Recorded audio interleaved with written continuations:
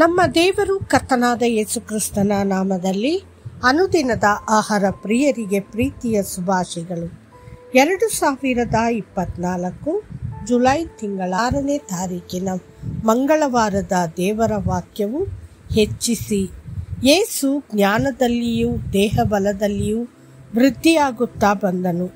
ಇದಲ್ಲದೆ ದೇವರ ಮತ್ತು ಮನುಷ್ಯರ ದಯೆಯು ಆತನ ಮೇಲೆ ಹೆಚ್ಚಾಗುತ್ತಾ ಬಂತು. ಲೂಕ 2:52. ಸತ್ಯವೇದದಲ್ಲಿ ಕರ್ತನಾದ ಯೇಸು ಚಿಕ್ಕ ಪ್ರಾಯದ ದಿನಗಳ ಬಗ್ಗೆ ಹೆಚ್ಚಿನ ದಾಖಲೆಗಳಿಲ್ಲ. ಆದರೆ ಮೇಲಿನ ಈ ಒಂದು ವಾಕ್ಯದ ಮೂಲಕ ನಾವು ಅವನ ಯೌವನದ ಬಗ್ಗೆ ಸ್ಪಷ್ಟವಾಗಿ ತಿಳಿದುಕೊಳ್ಳಬಹುದು.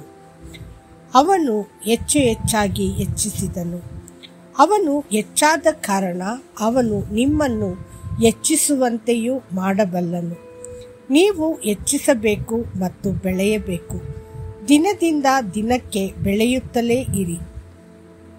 ಹೆಚ್ಚಳದ ದೇವರು ನಿಮ್ಮೊಂದಿಗಿದ್ದಾನೆ. ನಮ್ಮ ದೈನಂದಿನ ಜೀವನದಲ್ಲಿ ನಾವು ಅನೇಕ ಕುಟುಂಬಗಳನ್ನು ಭೇಟಿಯಾಗುತ್ತೇವೆ. ಅವುಗಳಲ್ಲಿ ಕೆಲವು ಅಭಿವೃದ್ಧಿ ಹೊಂದುತ್ತವೆ ಮತ್ತು ಏಳಿಗೆ ಹೊಂದುತ್ತವೆ, ಮತ್ತು ಅವುಗಳಲ್ಲಿ ಕೆಲವು ವಿಫಲವಾಗುತ್ತವೆ ಮತ್ತು ಹದಗೆಡುತ್ತವೆ. ಕೆಲವು ವ್ಯವಹಾರಗಳು ಪ್ರಗತಿ ಹೊಂದುತ್ತವೆ ಮತ್ತು ಕ್ರಮೇಣವಾಗಿ ಅಭಿವೃದ್ಧಿ ಹೊಂದುತ್ತವೆ. ಆದರೆ ಕೆಲವು ದಯನೀಯವಾಗಿ ವಿಫಲವಾಗುತ್ತದೆ ಮತ್ತು ನಷ್ಟಕ್ಕೆ ಒಳಗಾಗುತ್ತದೆ. ಒಂದೇ ಕುಟುಂಬದ ಸದಸ್ಯರ ನಡುವೆಯೂ ಸಹ ಅವರಲ್ಲಿ ಕೆಲವರು ಅಭಿವೃದ್ಧಿ ಹೊಂದುತ್ತಾರೆ ಮತ್ತು ಕುಟುಂಬಕ್ಕೆ ಗೌರವವನ್ನು ಸೇರಿಸುತ್ತಾರೆ. ಆದರೆ ಕೊನೆಯಲ್ಲಿ ವೈಫಲ್ಯಗಳಾಗಿ ಮತ್ತು ಕುಟುಂಬಕ್ಕೆ ಅಪಖ್ಯಾತಿ ತರುತ್ತಾರೆ.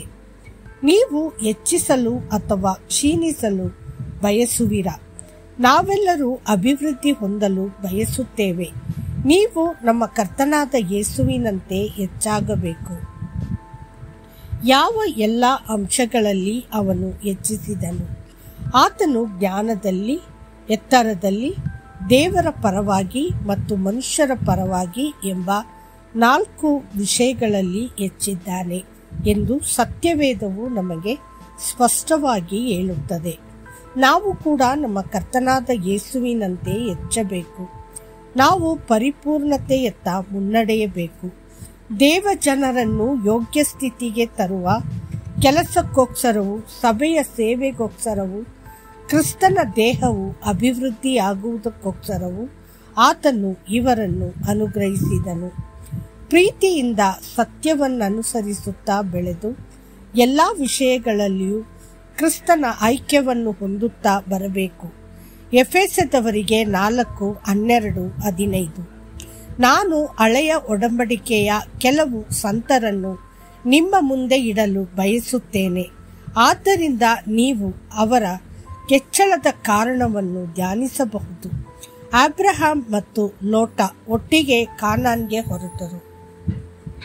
ಅಬ್ರಹಾಮನು ಹೆಚ್ಚಾದನು, ಆದರೆ ಲೋಟನು ದಾರಿಯುದ್ದಕ್ಕೂ ವಿಫಲನಾದನು. ಅಬ್ರಹಾಮನಂತೆ ನೀವು ದೇವರ ವಾಕ್ಯವನ್ನು ಪಾಲಿಸಿದರೆ ಮತ್ತು ಆತನ ಪರಿಪೂರ್ಣ ಚಿತ್ತವನ್ನು ಮಾಡಿದರೆ ನೀವು ಸಹ ಅಭಿವೃದ್ಧಿ ಹೊಂದುತ್ತೀರಿ. ಇಸ್ಮಾಯಿಲ್ ಮತ್ತು ಈಸಾಕನನ್ನು ನೋಡಿ.